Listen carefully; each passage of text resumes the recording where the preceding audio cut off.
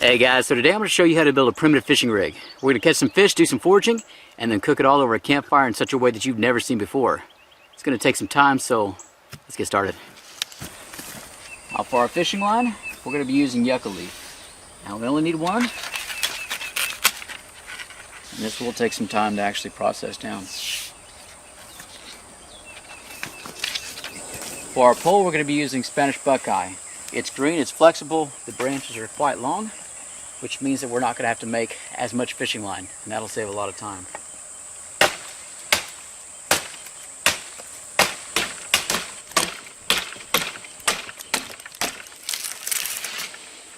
There we go.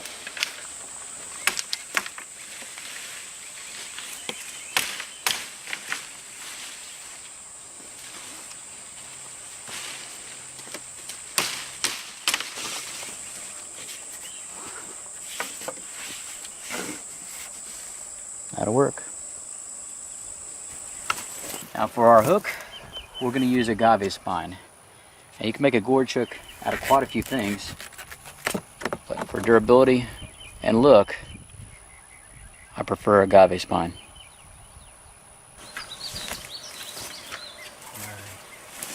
This is the part that can take a little bit of time. We've got to build our line and make our hook.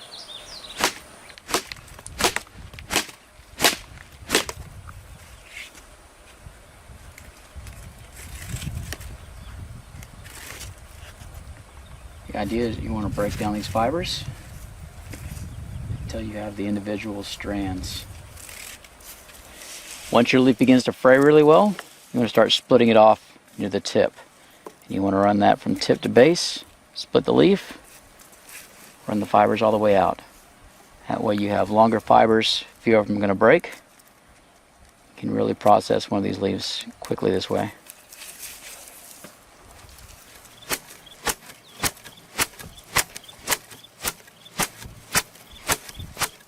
We're now at the point where we can start taking off individual strands, separate a few, pull them all the way down to the tip.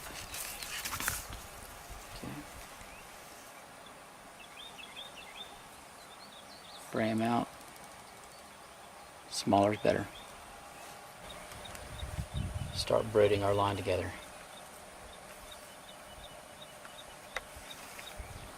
Now to get our main line started, I'm going to go with 3 strands at first.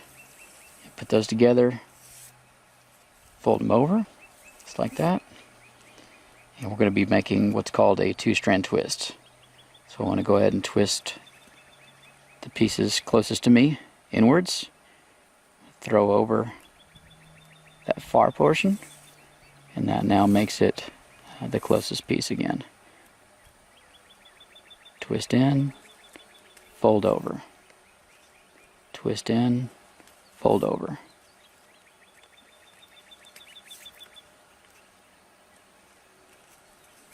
Just like that.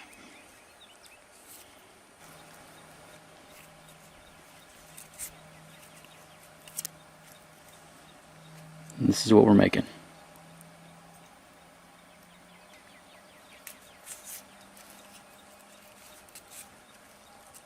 Now when your line starts to thin out just a little bit, when you're coming to the end of your strands of yucca, to extend your rope, all you've got to do is find another piece, another strand, situate that right there in the middle.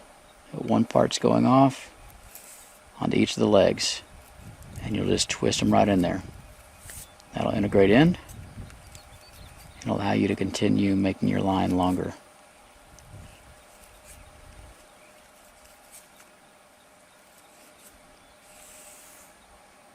Little by little.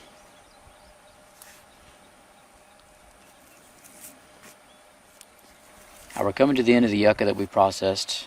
So go ahead and tie it off. And that should be the end of our main line. All we got to do now is build a hook and a leader for those hooks.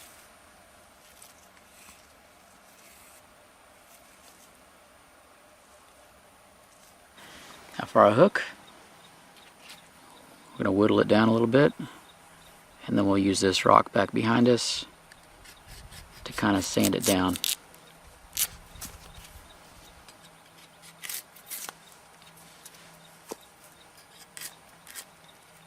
Go ahead and use a rough rock to start sanding this gorge hook into shape.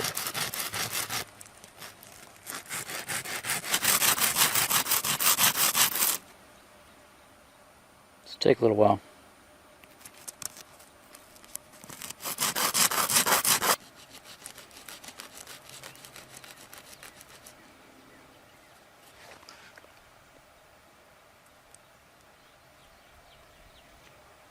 There you go. So for the size of this gouge hook, there's no way to affix that to the larger line that we just braided. So what I'll be using is a single strand. It's going to be effectively a leader. I can tie that on. It makes it really easy to affix this onto the larger line as well. So if you need to change out hooks, you lose something, things break, gives you a lot more flexibility.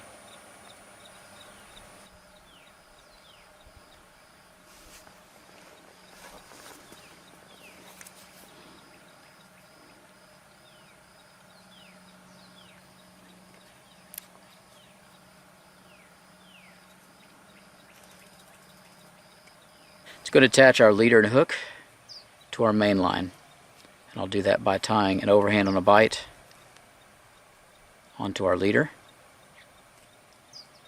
Give me a nice simple loop, just like that. I'll then feed that loop through the loop that we have on the main line, and you'll always get this natural loop whenever you're making this cordage. Feed the leader through. Pretty much going to be making a lark's head. And what this allows you to do is remove your hooks, change them out, do repairs, kind of like a swivel.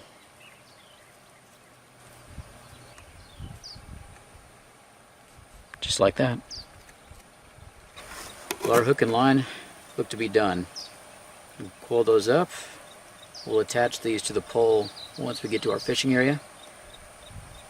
All we have left now is to find a few worms and hopefully get on some fish.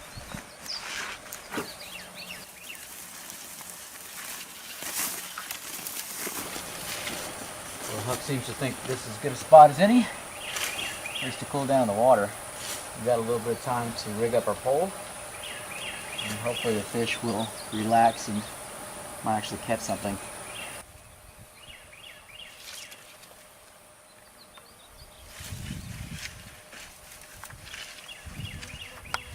Now in most cases, I would want to have enough line to go ahead and tie off here at the end of the pole and run this line all the way back to the handle, just in case the branch was to break, a big fish gets on there. That's always a concern. But here in this creek, I know my waters, and it actually went dry about 6 months ago. So I know what size creature is in here, and that gives me a little bit of leeway. So check your line. You have to wet it down, rinse it off a little bit. It's time to go ahead and put our worm on there. See if we can catch some fish. Huck? Hey, get out of the water. Huck. Come on. Gotta catch supper. Oh, thank you. Go find you some shade. Bait's on. I'm gonna test our luck. Get our hook in the water. And then we wait. Alright. Little guy, I'll take him. Here we go. Cichlid.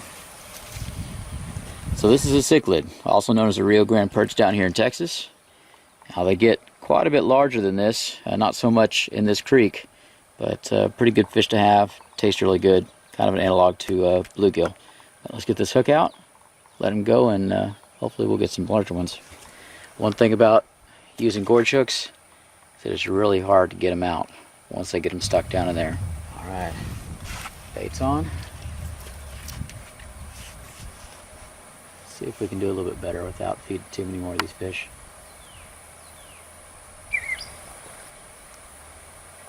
Bait's gone.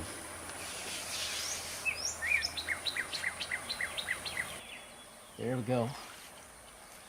Ooh. That's what we wanted. And your gorge hooks really don't have to be as sharp as I've made them. That's just something I like to do.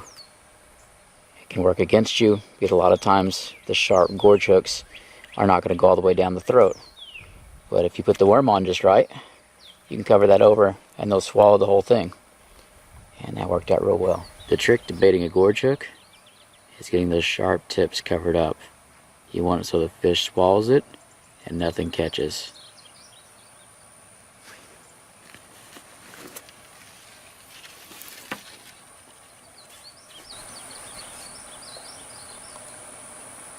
They're stripping the bait pretty fast now. Go ahead and move on down the creek. Seems like there's just little guys left in this pool. Let's see if we can get some luck.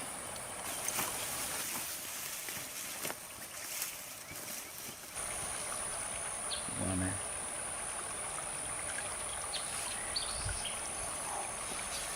That's what we want. This is a sunfish, guys. It might not seem like much of a fish, but for this creek, it's pretty good size. This thing goes dry every once in a while. So we'll go ahead and put this one in the sack and be part of supper tonight. King of this pool. Check out the size of that guy. That's what's been taking all of my bait. It's a monster.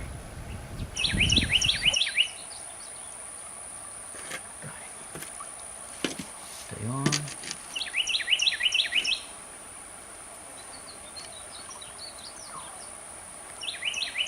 Cichlid.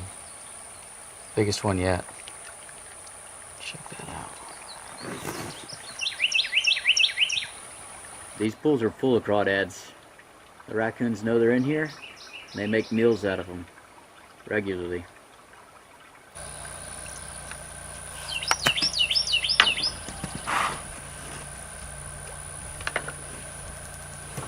Another keeper. Cichlid. Pretty fish. Beautiful fish. Everything's looking to get a meal.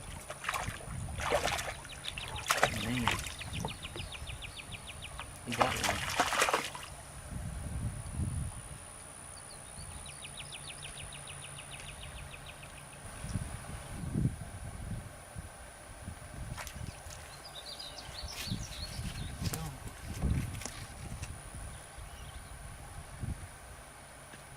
He's small. These gouge hooks being this sharp, almost half, well, maybe over half of the fish we caught today have actually been snagged in their mouth instead of in their stomach, which is pretty amazing. It's not standard at all. Still, I'd choose a modern hook over this any day.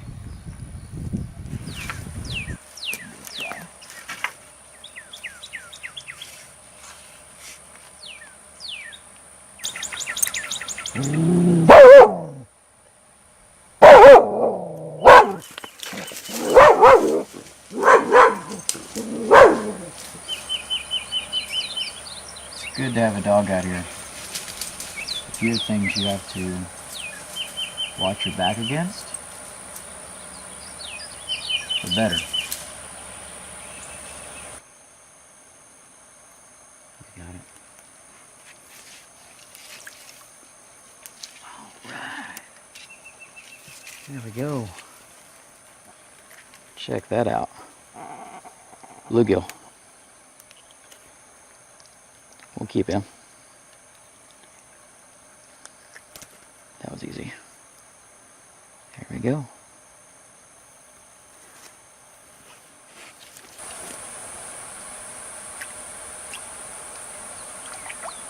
There's a lot of competition out here. All kinds of creatures get hungry. That is a banded water snake.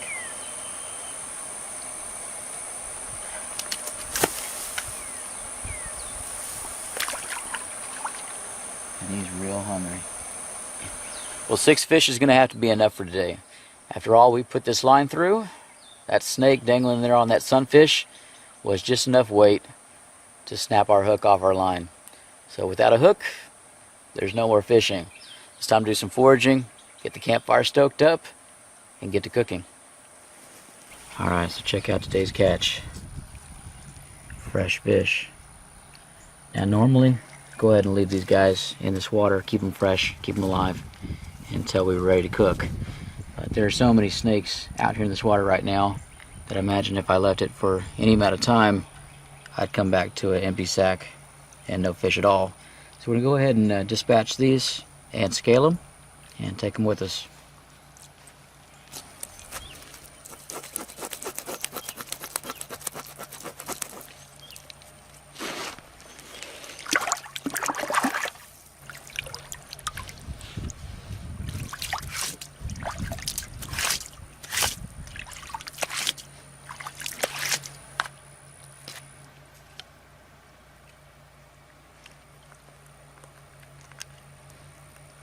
Now after we scaled these fish, what we've done is clip here under the jawline so we can reach back and inside into this internal cavity, pull out all the intestines, the guts, things you definitely don't want to cook up inside the fish.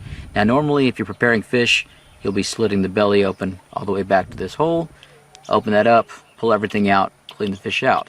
But we want to keep this body cavity intact because we're going to be foraging and putting some of the vegetables inside of that as we cook it, which will enhance the flavor of the fish and cook the vegetables up real nice. We're also leaving the head on here because that's going to help us out with positioning our fish over the fire.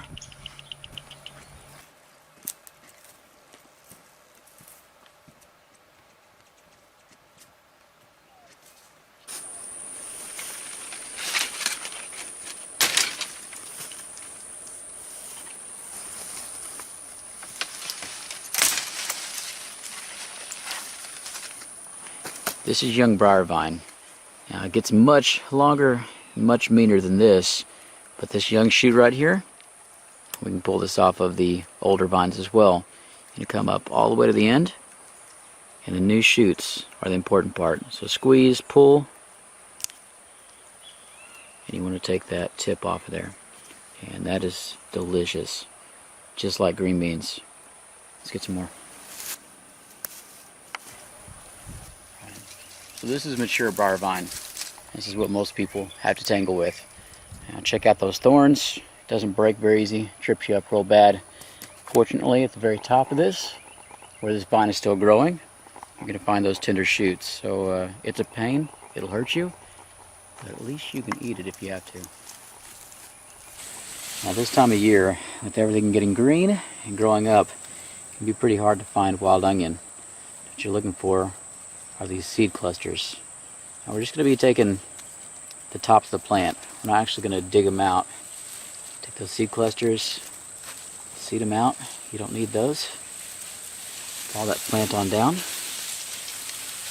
Get all that right there. And by taking the stem, stalks, and leaves, the rest of the plant gets to live down there.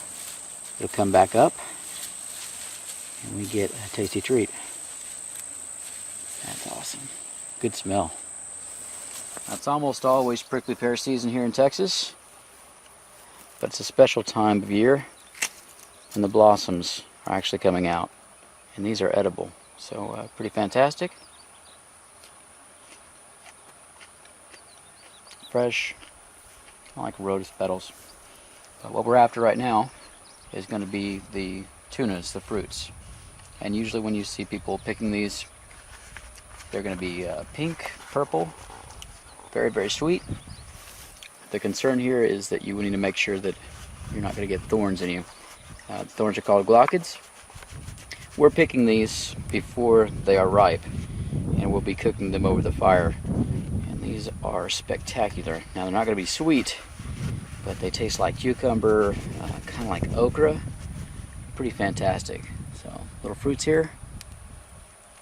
Let's twist them off, and it's going to take some fire to go ahead and burn those glaucids off. It can be pretty nasty. So check out those fruits. It's been a long day. Time to get our fire started and our food prepped.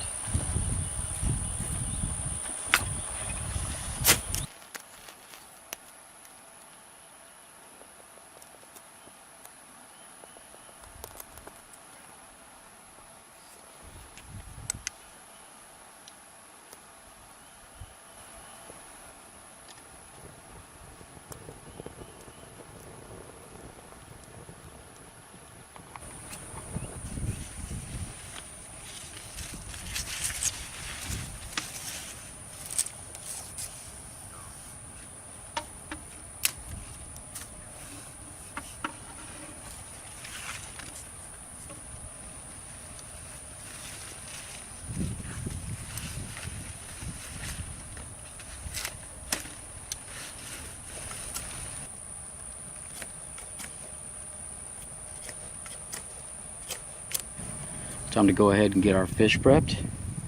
Got our onions, got our briar vine tips, and from this past season, dehydrated, so add a little bit of spice, are several chili patine peppers. And go ahead and fill the body cavities of our fish up with these three things.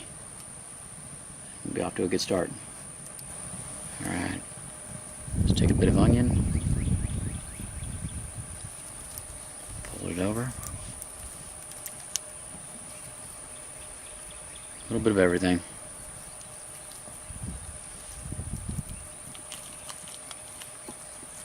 Step it inside that body cavity.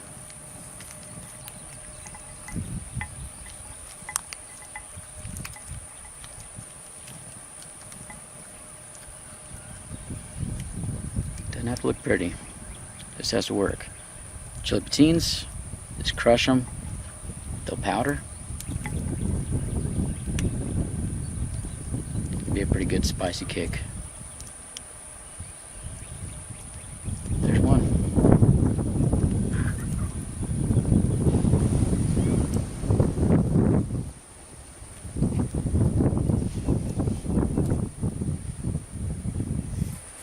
Time to go ahead and skewer up our fish. Go in through the mouth, all the way down the body cavity, and it should come out near the tail, just like that. And between each of these fish, so we're going to get multiple fish on each skewer. Go ahead and put one of these tunas on it, and that way it can bake, and the thorns that are on it will burn off as well as a result.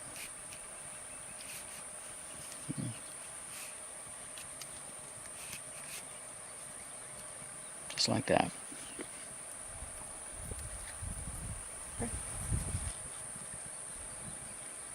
There's one.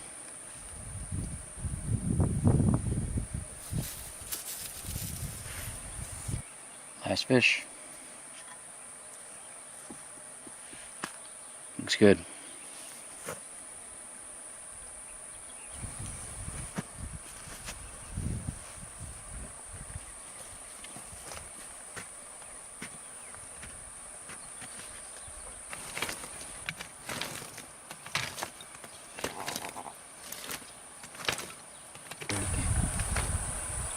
Go ahead and put these over heat. Get them started cooking. Good coals.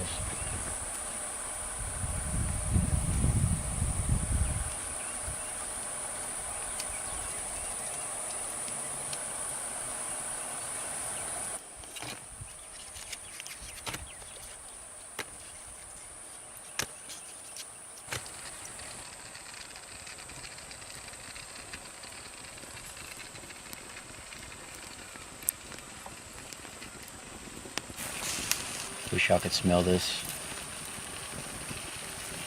That sizzling sound of the fish cooking.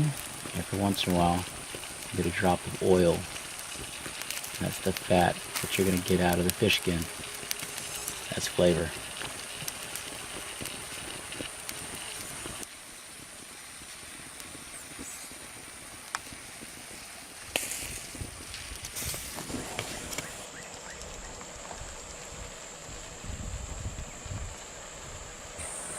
Now we've been turning these fish every once in a while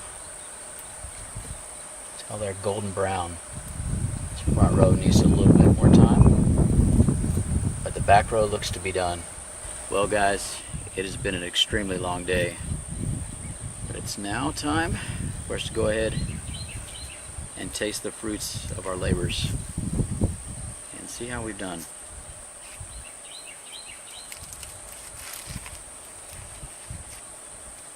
They definitely feel and smell cooked. A little bit of pepper, definitely onion, some good whitefish. Smell that?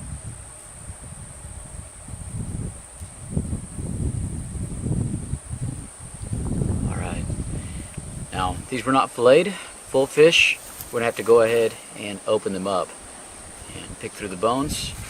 With small fish, it's just part of the process.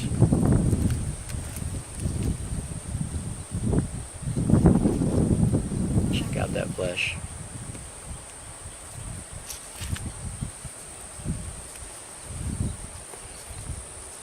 Rib cage comes right apart.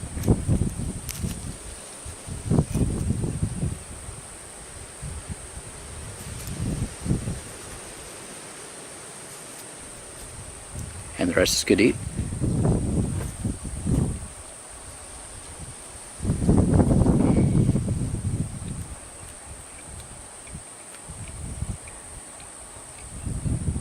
Cichlid and bluegill cooked this way is like the bacon of the sea with the skin on. There's nothing better. Show y'all the vegetables inside and some of that beautifully cooked white meat. Check it out. Lots of little bones in these small fish. Once you get past them, there's your vegetables steamed inside of the fish.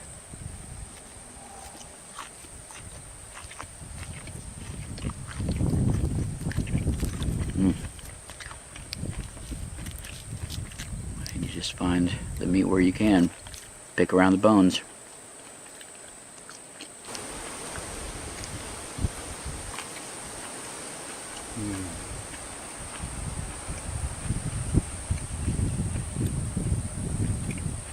Tastes like asparagus. Can't really taste the onions, but that green briar, a little bit of fish juices, sauteed asparagus. All right, Huck, come here. Come here. You gonna try this? Okay. Okay.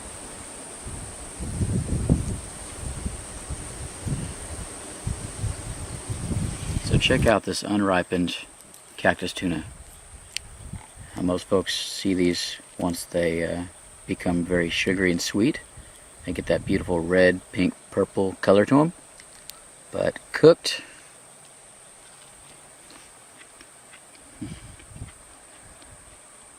was better than okra. If you have never tried this before, you are missing out.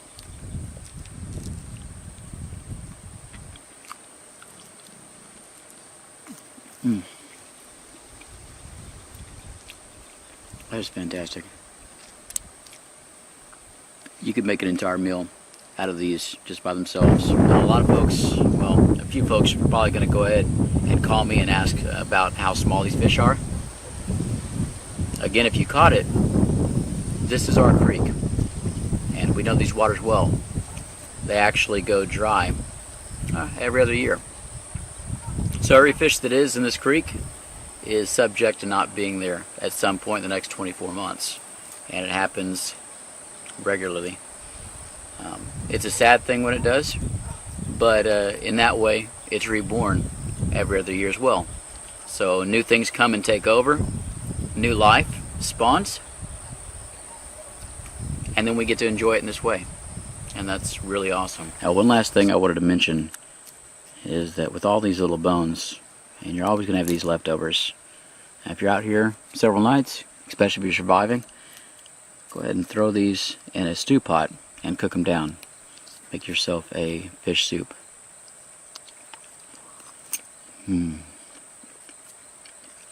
This needs to be said, and it needs to be understood well. This has been an extremely long day, and the idea that somebody's going to go out in the woods, out in the wilds, find the necessary resources, collect them, process them, build a fishing rig, and actually have success in a stream, a creek, river, lake, you name it, is idealistic to say the least. It takes a fair bit of practice, skill, knowing your surroundings, and quite frankly, luck. Now these gorge hooks, these are great to know how to make. Practice it, try it out. The old ways are pretty amazing. But there's a reason that Walmart doesn't have these on the shelves of their fishing aisle. It's because modern hooks have passed these by. And if you're going to be out in the wilds, you need to be prepared. Now what I wear, and I'm not getting paid to actually show this to you, is made by Outdoor Element. It's called the Kodiak. It's got about 30 foot of fishing line in it and several modern hooks. Fire starter, all kinds of other stuff in there. Also, you might have noticed on my necklace, I've got a flat plate. This is made by Grim Survival, and they've got several different styles. It has several modern hooks in it, pop right out of the plate. And soon to be on Huck's collar is a dog tag, also made by Grim Survival, with all kinds of cool gigs, jigs, and hooks that pop out. Extremely handy, always there. Okay, and again, they're not paying me to show you this. Even my walking stick I always have with me has upwards of 30 foot of fishing line and several modern hooks in it, and you should see a theme. Take a page out of the Boy Scouts. Be prepared when you're out there, because I might have gotten 6 fish today. Given any of these, within a quarter of the time, I could have had 6-fold as many. Guys, thank you for watching. Please like, subscribe, comment, tell me what you think. Share the heck out of this video. And always, until next time. Here you go. Okay. There you go. Better eat that. Everybody on YouTube is judging me because you're a picky eater, or I'm a really lousy cook.